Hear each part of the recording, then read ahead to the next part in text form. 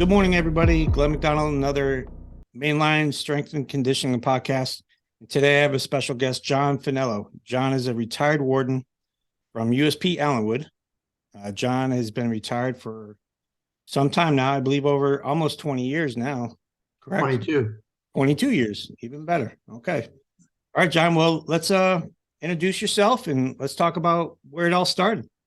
All right, again, my name is John Fanello, and I started my BOP career in Lompoc, California, where I went to school. And how I ended up in Lompoc is my father was a retired Marine, and we were in Korea. And when we came back from Korea, he was transferred up to Camp Pendleton for mustering out. And so we ended up in Lompoc, California, and that's where I basically went to high school and college in that area. And like I said, my father was in the Marine Corps for 32 years and retired. Wow. We moved around quite a bit. And so could you just point your camera down just a little bit? Yeah, just kind of, there you go. Yep. Now you see it. Is that better? Oh yeah. Thank you. Okay. I don't know how to make it bigger. Anyway, my father moved around quite a bit. So of course we all moved with him. We lived in several different places, including, like I said, Korea. And then I decided to join the Marine Corps early in 1965. Spent almost 4 years in the Marine Corps. Went to Vietnam with the 26th Marines. I was at Quai Son during the siege, January to April 1968. And then came home from the Marine Corps. Really didn't know what I wanted to do when I grew up. So then I joined the Navy, and they shipped me out to the USS Oriskany, which was in dry dock up in the San Francisco Bay Area. It was one of the very old Navy carriers. Right. Now, we went out for sea trials one day. And like I said, I'd already been in the Marine Corps, already been to Vietnam, didn't know much about the Navy. I didn't have to go to Navy boot camp since I'd already been. So they put me on the Oriskany in dry dock. And one day we went out for sea trials, and I really got sick. And I had this chief I worked for, and he came up and he said, "Fanello, I can't believe this is the biggest boat the Navy has. And you got sick." I said, "Yeah, I did." He said, "Well, would you rather be flying in a helicopter?" I said, what are you talking about? He said, "We're looking for volunteers to become door gunners." I said, "And what?" He said, Huey gunships." And so he said, "Let me tell you about the program. It's called the Navy Seawolves." And he says the Navy right now has Army air support supplying help for the Navy SEALs, the PBR, river patrol boats. And he said, "Why can't we have our own Navy personnel? We've got a lot of fighter pilots who are experienced and know how to fly planes and helicopters." So believe it or not, they sent us to Fort Rucker, Alabama, which is an Army base. And we all received our training from the Army because we bought the helicopters from the Army and just put the Navy logos on them. So I became a Navy Sea Wolf, went back to Vietnam as a Navy Sea Wolf as a door gunner. And Huey consists of rocket pods, 7 on each side. And then we had miniguns underneath the rockets. And then each door gunner, one gunner would have a 50 cal, one gunner would have a 60 cal. So I did that and spent almost 2 years in the Navy and got out. And then I decided, well, I got to do something in my career. So I joined the Bureau. Right. So I joined the Bureau at FCI Lompoc. At the time, it wasn't a penitentiary. It was FCI Lompoc in 1971. And then for whatever reason, I wasn't too crazy about it. I started as a correctional officer under the VRA, the Veterans Readjustment Act. So I started in 1971 at Lompoc. And then in 1973, I decided I didn't like that, so I quit. And then I got smart in 1975 and came back. And I came back as a correctional officer again. I'm still a GS5, but I think I got my GS6 within 6 months. Started moving up through the ranks in Lompoc, but not through corrections. I became an R&D specialist, receiving discharge specialist. And as you know, Glenn, the Bureau has a lot of acronyms they use for different titles. And so we changed a lot of titles all the time. At the time, I reported to the records manager, and later on became the administrative systems manager, and later became the inmate systems manager. It's still a records office. So I worked in receiving discharge, and sometimes we worked the mailroom as well. But we were called legal technicians at the time. Right. Yep. Then in 1981, I started applying for positions elsewhere, even though I did like Lompoc, and that's where I started. And really, that's where I thought I was going to end my career in Lompoc. And at the time, I had aspirations of, well, maybe one of these days I can retire as a GS 8 or 9. And that's what I was looking forward to. So I started putting in for positions. And at the time, they called it FCI Lake Placid. They had a position for legal technician or supervisory legal technician. So I applied for the supervisory legal technician only because I got pretty good at doing sentence computations. And so I did get the job, and I went there and I reported to the inmate systems manager. But I believe at that time they called him the administrative systems manager. I stayed there a little over a year at Raybrook. They changed it from Lake Placid to Raybrook because they didn't want the connotation of being, the Olympics were held there and whatnot. And then from Raybrook, I went over to Memphis, Tennessee as the administrative systems manager and stayed there for a couple of years. And then I went to the regional office in Burlingame, the Western regional office. And there I was a regional inmate systems administrator, which I really enjoyed. I did a lot of traveling when I was in the Western region. And I could fly out of different airports, Oakland, San Francisco. I believe there was one other I can't remember right now. And after that, I went to Boron as the assistant superintendent. And Boron was out in the boonies. I don't know if you've ever been there or ever heard of it. Yeah. Federal prison camp. From Boron, they wanted me to go to New York as the first associate warden transportation. Apparently, the Bureau of Prisons and the Marshal Service in Boron were having hissy fits with each other, only because they were having troubles getting the inmates from point A to point B, i.e., from the NCC over to the courthouse, and the judges were getting upset. Yeah. And the judge would make sure that they had someone from the BOP in this courtroom and someone from the Marshal Service in this courtroom trying to explain why they couldn't seem to get the inmates over there. So they wanted somebody who they told me at the time could probably had good communication skills with other agencies.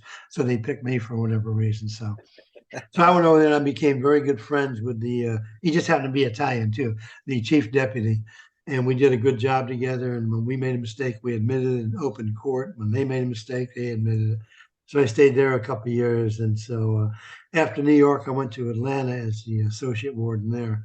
And as an associate warden in a regular penitentiary, you go through the operations and programs. So I did it all. And then we had, of course, custody.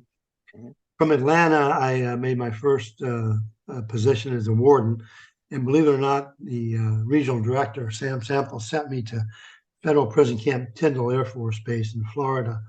I went there on an orientation visit. On the way home, he called me, and the title at that time was going to be superintendent at the Federal Prison Camp in Tyndall. And on the way home, he called me. He said, "John, how would you like to be a rail warden and get your GS-15?" I said, what are you talking about? He said, "Well, we're going to close Tyndall. How would you like to go to Pensacola?" So I ended up going to Pensacola, and I was a GS-15 there. Hey, John, could you just sit back a little bit because you're sure. There you go. Yeah. Oh yeah. Yeah. You can see I'm not used to my first Zoom call. You got a good picture now? Oh yeah. Very good. Yeah. So after that, I went to Estill, FCI Estill in South Carolina. I really enjoyed that. I was the second warden there, I believe, right after they received the inmates. And then from there, I went to the central office as a senior deputy assistant director in the correctional programs division. And had a great time working there, but I really did want to get back in the field. And I was fortunate enough that Cal Edwards, who was the regional director in the Southeast at the time, called and wanted to know if I would consider coming back into the field as warden at Allenwood. And I accepted that and was so happy I did because I did miss the field. So, what year was that? Oh, geez. I retired in 99. I'm thinking it was 97, I believe, 96 or 97. I retired in 99. And that's where I retired, USP Allenwood. No, after you retired, you stuck around Pennsylvania or what? Where'd you go? Actually, I did for a while. I started working for a EEO company. The lady, I forgot her name. It's called Resolution Services. I don't know why I can't remember her name. You got to remember, I'm almost 75. But anyway, I started working as an EEO investigator, and we traveled throughout the country, the government, of course, and did investigations in BOP facilities and other agencies as well. I even went to Puerto Rico a couple of times. But I got tired of listening to some of the complaints people were making. I personally thought a lot of the EEO complaints that I was hearing were frivolous complaints, and I really wasn't crazy about it. It was an easy job, and the money was good. All I had to do was take affidavits, and I did a report, and I was considered a pretty good writer. So I didn't have to make a decision either. I mean, the attorneys would look at the reports that we submitted, and they would decide he or she is right or wrong, and then they would make a decision, which I liked. So. And then after that, I bought an RV, and my wife and I started traveling around the country, and we lived in the RV for over 5 years. I'm traveling with her cousins, and that's how we got up to Florida, basically. And so I've been out here since 2010, and we're just loving it. I'm in a gated community. Everybody has a golf cart, even though I don't golf. I take the golf cart everywhere, but we certainly enjoy our life because we're cruising a lot, Oh yeah. on traveling. So. Great. Hey, do you mind if we go back to your Marine Corps time? Sure. Were you 0311? What were you? Yeah, I was a 6741, which is really a radar operator, but I worked in a Hawk Missile Battalion in Chulai, South Vietnam. And then the way I got to Quezon, they were looking for volunteers. Now, I really didn't know anything about Quezon. Had I known how bad it was, I probably wouldn't have volunteered. But like any dumb Marine, I volunteered. I raised my hand. Yeah, and they sent me there as a radio operator, although my MOS was 6741, like I said, which is radar operator. And so when we got there, we just spent a lot of time on duty. We go down to the dump and shoot a grenade launcher at the bad guys and whatnot. Now, we didn't have it half as bad, Glenn, as people think. The surrounding hills around Quezon, 881 south and north and 861, they got it pretty bad. However, there were only, I think, 5,000 Marines at Quezon, and they say that there was like 20,000 bad guys out there shooting at us every day. But we certainly had the air support. And one thing I can say that I'm proud of is I was one of the few Marines at Quezon, with the 26 Marines. I left there, didn't get a scratch on me. Wow. And so I was very happy about that. Yeah, and I picked up many wounded, many dead bodies, and we put them in the body bags. I regret that. I wish I didn't have to relive that again. But yeah, that was a long time ago. But yeah, I got in and out, and I was glad to get out of there. Yeah. So you said you did 4 years in the Marine Corps. So after Vietnam, what did you do after that? After I started working for cable TV in Lompoc, California, I worked in a laundry delivery service, and then I worked for a jewelry store for a while. Then I decided to go back to the Bureau of Prisons, of course, and which was one of the best decisions I ever made. Do you think? Well, what about the Seawolves? Now, you mentioned the Seawolves, which is a pretty historic group of helicopter pilots there and a helicopter crew. The Seawolves they had 9 detachments in Vietnam. I was on 3 of them.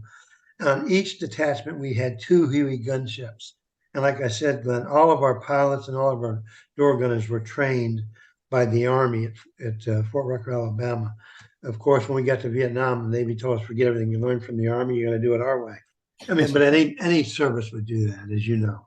Yeah. So, but we had 2 gunships on each detachment, and we'd get scrambled. And it wasn't always Navy SEALs, although we were assigned with Navy SEAL teams. It wasn't always Navy SEALs we'd go out and do fire support missions for. It could be the river patrol boats. It could be Army Green Beret. It could be Marines. Anybody who was in need, they would call the Seawolves, and we went out. So very, very happy with the crewmen that we had, the pilots that we had. I did lose some good friends over there, but I still go to the reunions. Unfortunately, after Vietnam, they disbanded the squadrons called HAL 3, Helicopter Attack Light Squadron 3. They disbanded it, so they don't have HAL 3 anymore, but we still have a reunion every 2 years. And right. I went to the one last year, and I'm going to the one this coming year in Oklahoma. Great. But now, once you got once you got out of the service altogether, and you went into the Bureau, was it? I mean, because back then, I'm sure there was a lot of veterans that worked within the Bureau, correct? There was a lot of veterans working for the Bureau. And like I said, I started as a GS5 under the VRA, Veterans Readjustment Act. But one thing I can say that even as young as I was, I thought it was fantastic that we were allowing people who were retired military. Because as you know, at the time, you had to retire when you were 55 when I first started in 71, and then they raised it to 57. And a lot of military can retire being under 50 years old as long as they have their 20 years in. So we had a lot of people who we considered old salts, and they were used to coming to work and not banging in sick and following orders because they were military, as most military people are. So it worked out really good. Did you find guys and girls like from World War II still working there, or Korea? Certainly did. I remember talking to some people when I was at Lompoc, for instance, who there was at least three of them that I recall had also worked at Alcatraz, and we used to hear some war stories about Alcatraz. Oh wow. And of course, I'd never been there. Even when I was in the regional office, I had an opportunity to go visit Alcatraz, and for one reason or another, I never got there. But my wife did. But I'd like to have seen it. So. Mhm. Yeah. Interesting. When I started in the Bureau, I don't remember exactly how many prisons we had. I don't know if you have any statistics. I'm guessing there were 30 something. There may have been more. And we didn't have all these regional offices that they have now. Right. But when I retired in 99, I think we had well over 100, including Puerto Rico and Hawaii. So they really, really had grown. Oh yeah, yeah. Because when I started in '93, I believe we had from what I remember, it was like 71 or 75, somewhere around there. Oh, geez, yeah. Yeah. And I know that you interviewed Cal Morton's son. I remember interviewing him when I was an associate warden at not Allenwood, Atlanta, I believe. I worked with Cal Morton before, and he was also a Marine. Hoorah! Oh yeah. Great guy, though. Yeah. Yeah. So how was that transition though from the being in Vietnam 2 times, two different militaries? How was that transition for you working As in you the know, prison? being in the military helps you grow up, and it really did. So I think anybody who's been in the service, they're used to following orders, and the bureau is semi-military in a way. You've got your chain of command, you got your correctional staff, your lieutenants, your captains, AWs, wardens, and whatnot. So they're used to dealing with things like that. So it wasn't that hard. The reason I quit, I got into it with one of our lieutenants, and I wasn't too crazy about him. He wasn't too crazy about me. So as it turns out, I said, well, I think there's better life out there. And boy, was I mistaken. I was so happy to go back in with the bureau, and as it turns out, it was the right move. I went in as probably as low as you can, GS5, and retired as an SES, so I can't complain at all. Oh, It not was at a good all. life. That's good. So what did you find after once you like started getting promoted through the ranks? What did you find the most difficult part for you? Believe it or not, when the higher I went, the most difficult part was dealing with staff issues. Inmates you can control from the neck down, from the neck up, you can't control them. But it was really frustrating. As you know, Glenn, I'm sure the Bureau still has staff recalls and the wardens, all the department heads would talk about the code of conduct and whatnot, these recalls every month. And when staff would do stupid things, somebody had to take disciplinary action, and it typically falls upon the warden. And that was the worst part of my duties, was taking disciplinary action on people. I always believe you treat people with dignity and respect, like we tell them to treat the inmates. But staff really need that extra helping hand. And if you can help someone out, by all means, go for it. But treat them good, and let them know that you appreciate them, and they'll do a good job. But when they act up and they do something stupid, whether it's bringing something in for an inmate, having drugs brought in, or having an affair, whether it's a female or male staff, that's just it's bad scene, and it doesn't make the institution look good. Like what just recently happened at MCC in New York, and I worked at MCC in New York. I mean, I was an associate warden. I hated to see what happened there. Yeah. In Dublin, I mean, now you got stuff going on in Dublin. You got stuff going on, some old stuff resurfacing from Florence, all kinds of things going on. Yeah, I was in the regional office when they had that. I don't know if you ever heard about it. There was an escape at Dublin.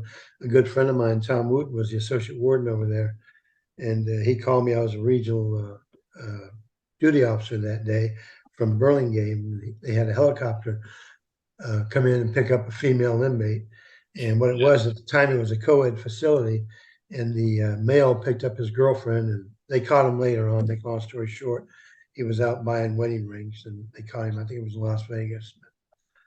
But I can tell you, my time in Lompoc, I don't know if you've ever heard of Leonard Peltier, the Indian activist from Wounded Knee, killed the FBI agent. Oh yeah, yep, yep. Anyway, Leonard Peltier was an escapee from Lompoc. He escaped out by the rear gate. It's called Tower 3. And a friend of mine worked in the powerhouse. His name was, oh, geez, I'll think of it in a minute. Anyway, he's in the powerhouse and he comes out to the tower because they started shooting at the tower. Bill Gill was his name. Bill Gill was a powerhouse foreman. And he comes out and the tower throws him a pistol, I believe it was. He turns around and starts shooting back and actually shot one of the guys shooting at him. But he got caught, Leonard Peltier got caught 2 or 3 days later in a farmhouse or farm somewhere out in Santa Maria, California. And then it was either prior to that or after that. Did you ever hear of the movie Dog Day Afternoon? Yes. Well, the inmate's name was John Wadowitz. He also tried to escape from there. And I don't know what happened to John. I don't know if he went into the witness protection program or what. They call him Lil John or Dog Day. He was at Lompoc for a while. So, but there's a few war stories out there. Oh, let's hear them. Yeah, that was one of several. But we had an escape in progress in MCC, New York. I lived in New Jersey, and so did my warden. I was an associate warden there, and Wiggin was his name. And he called me up and he said, John, we have an escape in progress. I just got a call. He said, we'd usually taken the train to get into New York City, but he wanted to drive. So George Wiggin picked me up from my house and we drove into the MCC. And we got there, and I've never seen so many fire trucks and police in my life. And the MCC had 2 roofs on it. And what happened, this inmate somehow got something to cut the window out. It was a very small window, Glenn, but he got out through the window and they used dental floss. I don't remember how many there were. There may have been 3 of them. And they're on one of the landings. And how they got caught is they were going down on a rope they made out of dental floss. And the dental floss actually cut into their fingers. Wow. There's U.S. Marshals on the fire department ladders with shotguns and rifles pointed at them. And he says, you've got two chances. Either you jump or I'm going to shoot you. So the only other opportunity you're going to have is to give yourselves up. So, of course, they all gave up. But what happened is, as they were going down with these ropes made out of dental floss, one of the inmates kept hitting the window with his feet. And it was a female unit. And the female prisoner started yelling, some son of a bitch is out there kicking my window. And that's how they caught him. So that was a good story. How were they? Did they have sheets tied up going down, or what? Were they? No. They had dental floss, just dental floss. Just dental floss. They should have used the sheets. I don't know if they would have had enough sheets in their cells. At the time, we had 2 people to a cell, so I don't know if the sheet would have been. It may have been long enough. They would have jumped anyway, but they really cut their fingers bad using the dental floss. So must have been we quit selling it. Yeah, we quit selling it in the commissary. Yeah. I never heard that one before. Oh, you haven't heard about it? Not that one. Well, that's some good stories. So. I heard, because I worked in Chicago, I heard about that plenty of times. The escape out of Chicago, where the guys actually did use sheets. So, I went to Chicago one time. Matter of fact, a good friend of mine, Chuck Gilkey, was there as a warden at one time. I don't know if you knew him or not. No. But yeah, you run into a lot of people. But like I said, I've been retired since December '99 to be almost 22 years. Jeez. But life is good after the Bureau. Oh, definitely. There's definitely a life outside the Bureau. Definitely. Yeah. Yep. What about, so what do you have? Probably 5 or 6 different, no, you probably more than that. How many institutions did you work at? 1, 2, 3, 4, 5, 6, 7, 8, 9, 10, 11. 11, wow. Yeah. I had 9, so I was right behind you.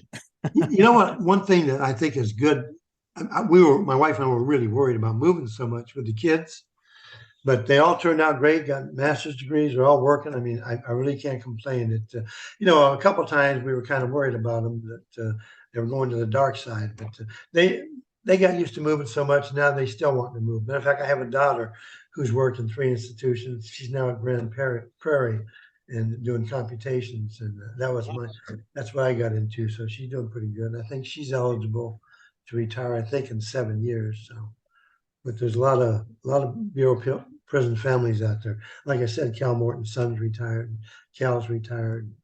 There's a whole bunch of them out there. Yeah. How about what's some of your What's out of all those institutions and all your positions going up the ladder? What's like one of your best experiences you had? Tell you the truth, when I was in Allenwood, I hate to say it, but there was this lady whose husband died in a motorcycle accident. He worked in our CMS shop. Great guy, but he was in the motorcycles. He got killed on a motorcycle one day. My exec and I went out to meet with her, and I think she had 2 or 3 kids. Had never really worked in her life other than she was a cook at one time. Anyway, for some reason or other, he didn't have any of the Bureau's insurance. You know, you can do 5 times your salary. Are you familiar with that, Glenn? Most people do that, especially when you're married with kids. Well, he didn't do any of that. I felt so bad for this woman. They owned an apartment building. They weren't getting the rent from the people. And believe it or not, some members of our sort team went out and talked to these tenants, and they convinced them to start paying rent. Well, one day, I don't know if this is legal or not, but I had a recall, and I said to my staff, I says, I'm about to tell you something I don't know if I'm going to get in trouble for or not. I said, but so-and-so's wife has no income. He didn't have any insurance he left her other than the, what is it, 10,000, whatever it was. So I says, I found out that she's qualified for a cook trainee position and we have one available. Rather than advertise it nationwide or however we would normally do it, I'm going to select her. And I just want you to know, in case anybody wants to complain to the regional office or anybody else, that's what I'm doing. And that's exactly what I did. And I felt so good. She started as a trainee. I had 2 female cooks out there, and I talked to them. I said, I want you to really help this woman out. And they all loved her husband. We all did. I mean, it was just a tragic accident. So that was one of the highlights of my career. Great. There's one more I've got to tell you about that's even better to me because I'm a former Marine. When I was at Estill, one of the secretaries came up to me and asked me one day, she said, Warden, do you ever go to the Marine Corps birthday celebration?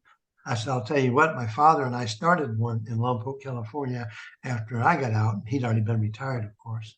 And I said, I never miss November 10th, no matter where I am. She said, well, we're going to have one at Paris Island. Would you come out there? I said, of course. So I went out there and we're in the E Club. And she comes over. Her husband was a drill instructor, by the way. And she comes over. She said, Warden, I want you to meet General Klimp. So I was talking, he's a brigadier general. I was talking to him. He was the commanding general at Paris Island. And him and I were talking. He says, you know, Warden, you and I have something in common. I said, what's that, General? He said, well, I got out of the Marine Corps in 1968. He said, the year you got out of the Marine Corps, he says, the year I joined. And then he said something that really floored me. He said, would you do the honor of being a reviewing official at boot camp graduation? And I said, you've got to be kidding. Wow. That's usually reserved for, you know, admirals, senators, congressmen, generals, and whatnot. I said, sure. So he put me and my wife up in the BOQ, took us out to dinner, had flowers delivered to the BOQ, and I marched out there, and they all passed them. It was very emotional. I bet. Yeah. That right. And I don't know if you've ever been on the honor flight. Have you heard of the honor flight? I've heard of it. Yes. Yep. I was on it a year or so ago, and it brought tears to everybody's eyes. We got to see all the memorials. They fly all the veterans from World War II, Korea, Vietnam, to Maryland, and then from Maryland we had a police escort into D.C. We went to every memorial there was, and they had meals for us, and they had gazillion people there. On the way home, each one of us got a box because they knew we were used to getting letters while we were in Vietnam, and so each of the boxes contained letters from our family. Unbeknownst to us, they contacted our families and said, "Can you have your relatives write a letter to John?" Blah blah blah. And then we land back in Florida, and there must have been 5,000 or 6,000 people there. And they had the fire trucks shooting the water over the plane, and police and military. And it was very, very emotional. Oh, I bet. So, probably not a dry eye in that place, huh? Oh, the veterans and the people out there. Yeah. It was great. So, matter of fact, you interviewed Katie Highland. She was my escort. We had to have an escort for that. And at the time, it was funny. When I elected to go, when I found out about it, Katie does the one up in the Villages. I live in Kings Point, which is a few hours away from where Katie and Bruce live. But I called her, or she called me, I don't recall, said, can I be your escort? I said, by all means. So, because we all had to be in wheelchairs, and the escorts' wheel is everywhere. Yeah. Although Katie's a bad driver with the wheelchair, she did a good job. So, How about your like some of your worst experiences? I'm sure there's quite a few. I mean, you worked in so many places that probably some bad things happen. well, the bad thing, when I was in Lompoc as an officer, of course, we had a couple riots. That wasn't any, there's no way you can call it a good experience, but fortunately, none of the staff got hurt. I remember it was between the blacks and the whites at the time. Excuse me. Like I said, this is an FCI, and they were in the rec yard and jumping up and down on each other. I remember this one inmate, he got stabbed 4 or 5 times while he was on the fence, and he was able to get out. How he got out, I do not know. To this date, I don't know. Another bad experience when I was at Allenwood, right before I retired, they tried to burn down the furniture factory, caught fire. And I actually brought in, I got in trouble from the regional director for doing this, but I brought in the fire department, but to make sure that they were protected, it's a penitentiary. I had the SWAT team go out and get weapons, and I put them on the inside. I said, you just cover the firemen while they're in there putting out the fire. But I got chewed out for that, but that's okay. It was worth it to me. Yeah, sounds like a good decision to me. Yeah. Yeah. Yeah. Gotta You know, put it's the like I used to tell people, you have good days and bad days in your careers, whether you're a correctional officer, a senior officer, lieutenant, a warden, it doesn't matter what your job is. As long as your good days outweigh your bad days, you'll be all right. Make as much as you can, as quick as you can, keep it as long as you can, and then retire as soon as you as soon as you can. can. That's I enjoyed my time. what about what do you think like nowadays? I know you've been out for quite a while now, but what do you think is going on with everything that you see? I mean, things I've seen lately is just like horrendous. I just don't understand what's really going on. You know, it's none of my business, but I'm retired, but still, I still care about quite a few people that work inside still. You know, even when I was an officer, we never had enough staff. You never have enough staff. And every time something happens, they say, well, we're going to get you more staff. We're going to increase the pay. We're going to do this. We're going to do that. Get you more help. But it really never happened. Yeah. I mean, for the most part, the inmate population knows better, although it has happened. They know better than to cause hate and discontent because they don't want to be locked down. And they know if they cause a problem, they're going to be locked down for a certain period of time. And then we're going to go around, we're going to interview each and every inmate. And they don't know who's snitching on who. We don't tell them, Billy Bob gave you up and whatnot. But the staff, I've always believed if you take care of your own, they're going to take care of you. But some staff are better than others, of course, but you've got to have people who know how to run a prison. Now, I'm not saying, don't get me wrong, I'm not saying I was one of the greatest, but I believe if you take care of people, they take care of you. And I can attribute any of my achievements to the good staff I had taking care of me, not me taking care of them. But if I could help somebody out, I'd bend over backwards for them. And I think it paid benefits to me. And you listen a lot. You listen to staff. Like I said earlier, I hated to take disciplinary action. That's the worst part of the job, but it's something you got to do. So, I mean, even as a captain, when I had to issue out the letters to the staff, I was just, I felt terrible sometimes. Sometimes you just had to, sometimes you're just like, man, that was a real stupid idea you followed through with, but I mean, just what it was. so we depended, I know we depend on lieutenants quite a bit. I mean, correctional services, of course, as everybody knows, they run the institution, but anybody can be called to fill in a correctional post, and they did a lot of times. But the correctional services staff was, in my opinion, the most important because they're the ones that have the daily interactions with the inmate. Although I walked mainline and I went to all the units and I went to SHU at least once a week, and like I said, I enjoyed it. And at mainline, I listened to the inmates complain, and of course, I had my department heads with me, and if they were complaining about education, I said, go talk to this guy or this woman, or if it's food service, talk to them. And hell, we ate the same food as the inmates. And so if the food was bad, I'd know it because I eat there every day too. Right. Yeah. What do you think, some advice for any staff that are going to be watching this? Any advice for them? The advice, anything that you think would help them out? I think if you're assigned to do a job, do the job. I don't care if you're assigned, like being in the service, if you're assigned to clean a latrine, do the best job you can at cleaning that latrine. If you're a correctional officer and you're working a housing unit or a cell block, do the best job you can. Just make sure you follow the code of conduct. Don't get involved with the inmates. Protect your staff. Stick up for your staff. Make sure you're there for them. As you know, when we had a triple deuce go off, people come out of the woodwork, and the inmate population knows that. So, I mean, treat people how you want to be treated, and treat them good, and it will give dividends to you. I guarantee it. But don't run around talking about he or she did this or he or she did that, and you're upset because you didn't get promoted to GS8 and he did. You think you deserve it more than him. It doesn't always work that way. I mean, I know there's politics that come into play in some occasions, but for the most part, if you keep your nose clean and do what you're supposed to do. Hell, I'm one example. I mean, there's several examples out there. I only have 2 years of college. I don't even have a college degree. I mean, and there's probably several other people who I know, I'm not going to mention names, who are like me, don't have a college education and made it to I'm one of them. So, I mean, so like I said, you just do a good job, keep your nose clean, and don't be afraid to go to work, and you'll be all right.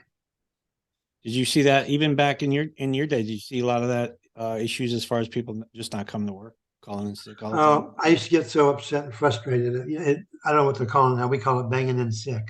Yeah, that's When I retired, before I retired, Glenn, and I used to give away my leave to some needy staff members, and I had no problem. My wife would get upset. I got 5 weeks a year. I never used it all. And at the time, you would call me a workaholic. I came in early and I left when I had to. And most wardens do that. As a correctional officer, of course, I worked overtime like most of them do. But if you've got a job to do, go in and do it, and be glad to do it. And if you're needed to do something else, and they say, "Hey, can you come in and help out?" Why not? I remember making sandwiches. We had a lockdown in Atlanta one time.